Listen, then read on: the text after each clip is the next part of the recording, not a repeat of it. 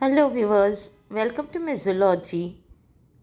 Through this video, we will try to have a clear picture about the parts of a flower. A flower is a characteristic reproductive structure of angiosperms. It is defined as a specialized shoot in which the leaves are modified into floral parts, distinctive in color and form as well as in the anatomical arrangement.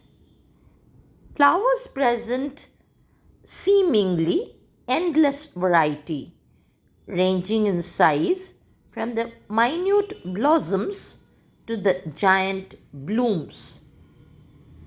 It may appear singly or in clusters. When they are in clusters, they form an inflorescence.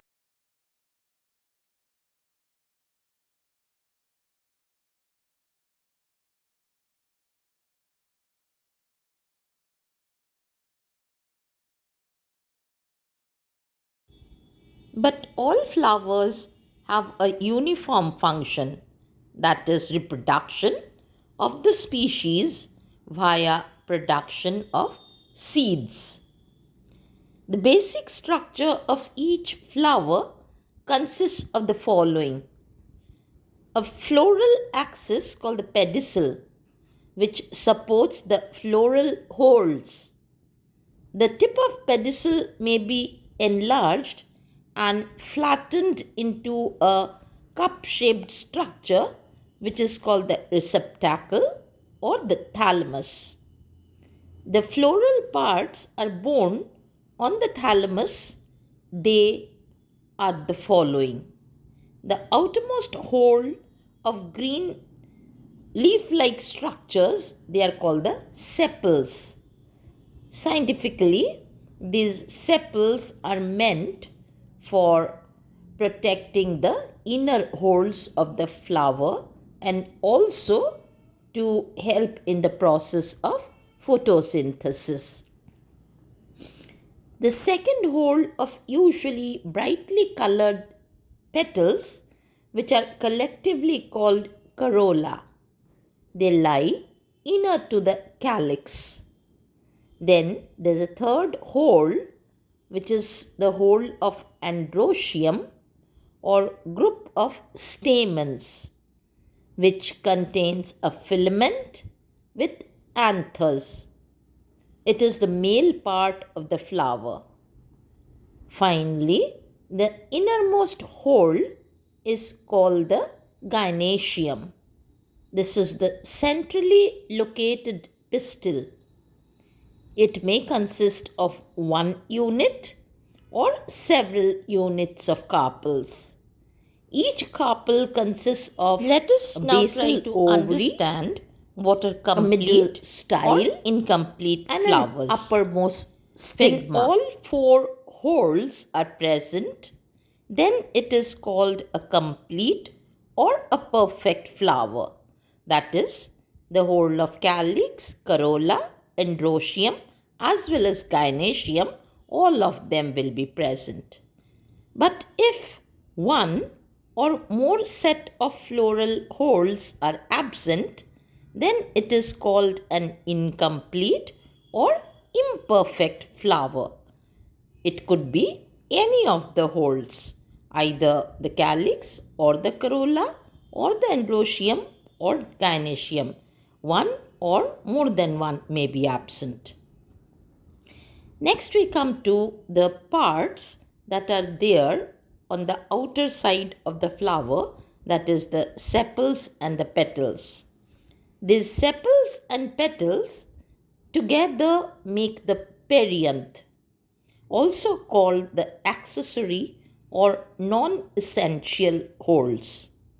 They are usually protective in function and also attract pollinators. Sepals are usually greenish and reduced leaf like structures, while petals are brightly colored and showy.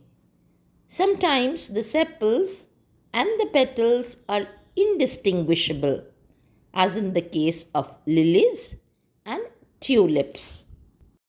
Each unit is then called a tepal. When perianth is green, it is called sepaloid, as it resembles a normal sepal in its color.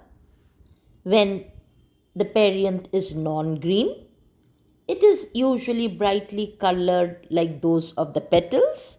Then such a case, it is called a petaloid perianth. This is in case of gulmohar. We can see the brightly colored, perianth. Now we come to the essential parts of a flower. The essential whorls of a flower are directly concerned with reproduction. These parts consist of the androecium and the gynoecium, or we may say the stamens, which are the male part, and the carpels, which are the female parts. Both of them together come under the essential whorls category.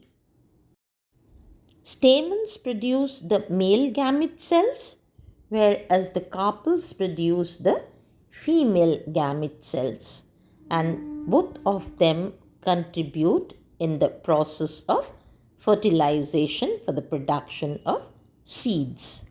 Some confusing structures involved in the structure of a flower are the bracts. These bracts are often mistaken for a petal, as in the case of bougainvillea.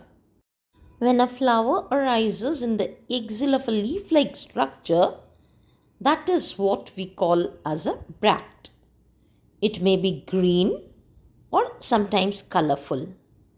The actual flower here is a small cylindrical structure attached to the inner side of the bract. Now, why does the pollinator visit a flower? Is it just to pollinate? Let's take a deeper look. Most flowers produce a sweet, fragrant liquid called the nectar. This nectar attracts the pollinators.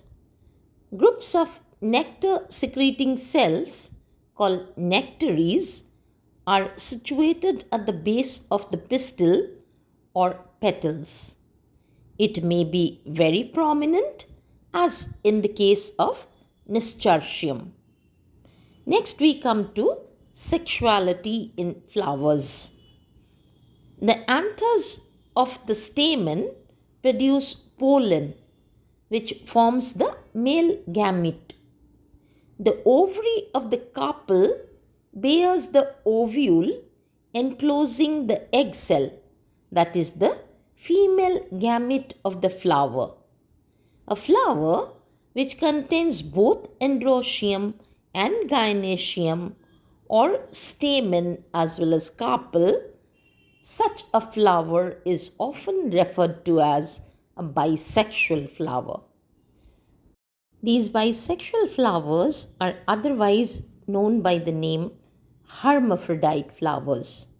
For example, hibiscus, lily, and many more to name. A flower that contains only one of the two reproductive whorls, that is, either it will contain the androecium or it may have the gynoecium. It is then referred to as a unisexual flower. As for example, papaya or the flowers of the palm, etc., they are basically unisexual types.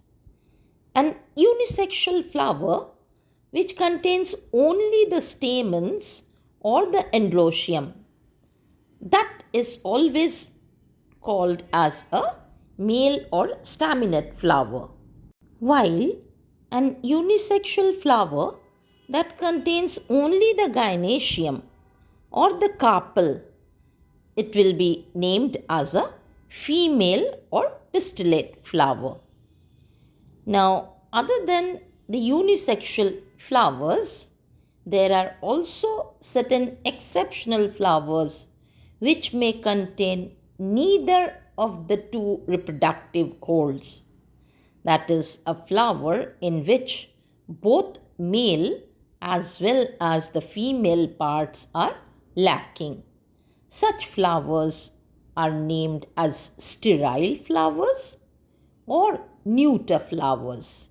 For example, the ray florets of sunflower are referred to as neuter. In my next video, we will learn about the reproductive whorls in further details, showing the attachment between the different parts present in these reproductive whorls. Till then, goodbye. I hope you liked my video. Please give it a thumbs up. Share it with your friends if you find it useful. And if you still haven't subscribed to my channel, please do subscribe to it. Thank you once again. Happy learning.